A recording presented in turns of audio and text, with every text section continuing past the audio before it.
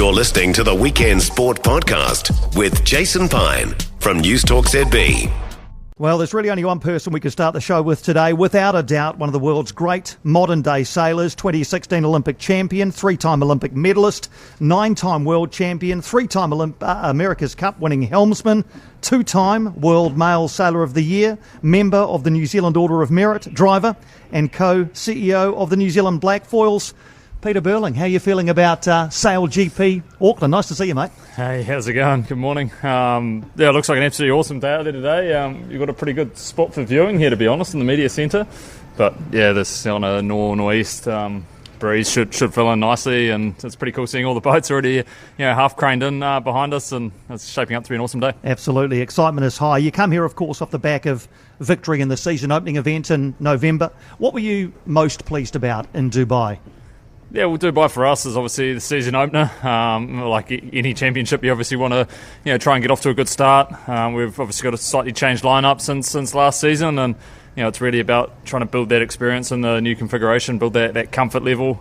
Obviously, completely different conditions and configuration in Dubai to here. So, we're really pleased with the way we went out and built a really solid plan and executed that in Dubai. And but we're under no illusions. There's big change-ups this week with the T4s coming in, being a bit more up the wind range.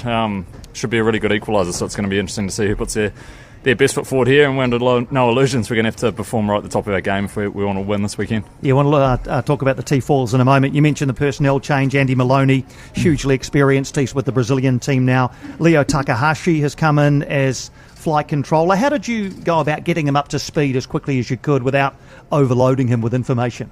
Yeah, well, I think Sail GP's obviously opened up their nationality rules now, and I think it's really good for the sport now having that transfer market in Sail GP. So it kind of both us and the Australians lost a really experienced person, both bringing new people back in. But yeah, for us it's been just trying to upskill Leo. We're really lucky he's actually come in at a really high level, having done a few seasons with the Japanese team before they exited the league. But I think everything's progressed so far, and it's all about just building that comfort level across the sailing team, really getting that kind of muscle memory in terms of understanding what the other person's going to do at what time, and I think we'll just get better and better as a group. So we're really happy with the base we've got. We're on no illusions. We've got a lot of hard work to do over the week ahead, but really excited to get into racing today. Andy Maloney spoke in really glowing terms about you and Blair Tuke, and said, look, it was a tough decision for him to make, but he always comes to you for the big decisions in his life for advice. Must have been a slightly different one though, in that he's saying, hey, I need some advice. Should I leave you or not? Yeah, I mean, it's sport though, right? You got to encourage people to do what's best for them, and that's what we did for Andy, and he's really excited by taking on this new opportunity. And to be honest, with him stepping into another team gives us a really exciting opportunity for the Black Foils to bring in a really young kind of high performing Kiwi, and try and keep evolving our team as well. So yeah, although it's a little bit painful, some of those decisions, a little bit tricky at the time to figure out a good way through. I think we're both really happy with where we've ended up. All right, let's talk about the new high-speed titanium T-foils. In broad terms, first of all, how are they? Yeah, it's definitely been a learning experience. It gives you a whole another degree of freedom in the way you can operate the foils with introducing a function we call cant. It's kind of another way you trim the foils, and also just kind of resets the playing field. Everyone's got so much experience on the other foils that this is all kind of everyone starting from scratch and trying to build up. So yeah, for us it's been a really exciting challenge over the last 4 days to try and pick that up, and excited to try and go see if we can execute what we've learned on the racecourse today. Do you reckon, or have you got up over 100k? Nah, the quickest we've been's about 97.5, something like that. Yeah, I'm not sure you'll see the 100k this weekend, to be honest. Doesn't quite look windy in the forecast. Windy enough in the forecast, looks windy. Not windy enough for top speeds, but yeah, they're a pretty awesome bit of equipment, and I'm sure you get people seeing increasing their comfort levels on how to use them, how to get the most out of them. You'll start seeing that speed go up and up. As you go faster, and everyone else goes faster, how much are any mistakes you make, any errors, how much are they magnified in terms of their consequences when you're going just that bit quicker? Oh, anything you do gets magnified massively. both in terms of where you put the boat on the racetrack. Being in more pressure than someone else gets magnified massively because your speed change from that puff's a lot bigger. But then also if you make a mistake on the boat handling or just general sailing, that gets magnified as well, just because your total speed's that little bit greater. So yeah, it's really going to be about trying to put the boat in the right part of the race course, but then also sail it really fast and clean. So it's going to be challenging on this tight race course behind us here. It's a little bit shifty and dynamic, not too crazy, but a little bit shifty and dynamic, so just enough in it, and should make for some pretty awesome racing with 11 boats. Yeah, and I was going to mention the 2 extra teams. Obviously, we haven't seen France yet, and we look forward to them rejoining hopefully in Sydney. But even with 11, even with 10, it was crowded. With 12, how crowded is that race course going to be, particularly somewhere like this where it's quite tight anyway?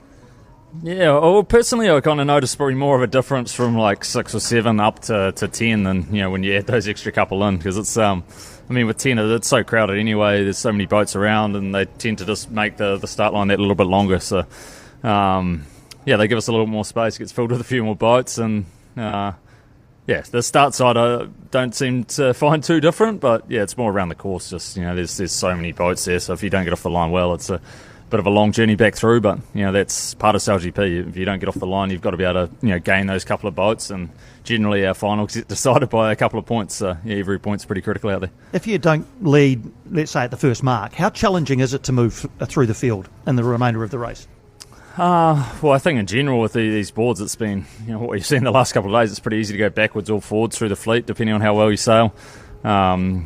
Traditionally, if you lead at Mark 1, you should win the race, but we haven't really been seeing that over the last couple of days. People have been either sailing really well through the fleet or going backwards pretty quickly. So, it's really about continuing to put together a really clean race, continuing to make smart decisions and sail the boat well. And, obviously the start makes your life a lot easier in that, but, definitely if you're back, you've got plenty of opportunities. And Sir Russell Coates has talked in the last few days about a split fleet format, which I think's been trialled. A fan of that? I guess the fewer on the racecourse, the better, or not? Yeah, well, I think at some stage you're going to have to do it. Obviously the league's got ambitions to kind of keep adding boats to the start line, and if you want to come to really cool venues like this that are in a city, in these tight kind of compact racetracks, at some stage it gets to too many boats. Where that point is, who knows? And if you've got an odd number of boats, who knows how you're going to do it as well? So yeah, it's all stuff that I think it's great the league's kind of exploring these options, trialling them, but. Yeah, for this weekend we're back to kind of standard configuration, 11 boats on the start line, just like in Dubai, and winner takes all. How much did your third place finish at the season 4 finale hurt? I think between second and third doesn't really make too much difference, to be honest, but we really tried for the win. We got quite aggressive on the start line, won the leeward end, and then kind of ended up not quite quick enough to hold it down to Mark 1, and but it's really frustrating to not sail I suppose to our expectations, and that final not quite make the best decisions around the racetrack, not quite sail as smoothly as we did, and to be honest we felt a little bit uncomfortable that whole weekend through San Fran. We never really got I think as comfortable as particularly Australians on that high speed board configuration with the 24 metre wing. So yeah, for us it's definitely frustrating considering how big a lead we had on the season leaderboard going into it. But we'll learn from it. We'll be back stronger, and looking forward to trying to give it another crack this season in Abu Dhabi. All right, just a couple more for you. I see you had Liam Lawson in the team base yesterday. Are you keen to do a driver swap scheme? Get behind a Formula One wheel and let him drive the F50? Oh, I'm not sure he'd be more nervous. I reckon he'd be more nervous in the car than he would on the boat. But I mean, what an awesome opportunity for a young Kiwi, and looking forward to cheering him on this season. It's going to be absolutely epic to see what he can do in an awesome car, and exciting times. And just to finish, I know there are 14 events, but how special is your home event? Home event's so special, and especially having it in New Zealand's biggest city. I mean, we've had, I suppose, absolutely amazing events down in Christchurch and Otataki the last couple of seasons, but to change up to Auckland now, have their debut up here, and right in the downtown of the city, and I think even seeing the helicopter shots with the cityscape in the background, the Harbour Bridge, and out to wider Auckland's pretty incredible, this racecourse we've got here, and looking forward to putting on a good show. Yeah, well, everybody's looking forward to watching the aforementioned helicopter going overhead at the moment. Peter, thanks for making yourself available to us on day one here at Sail GP in Auckland. All the best, mate. We'll all be cheering for you. All right, thanks heaps, guys. Enjoy the show. For more from Weekend Sport with Jason Pine, listen live to News Talk ZB weekends from midday or follow the podcast on iHeartRadio.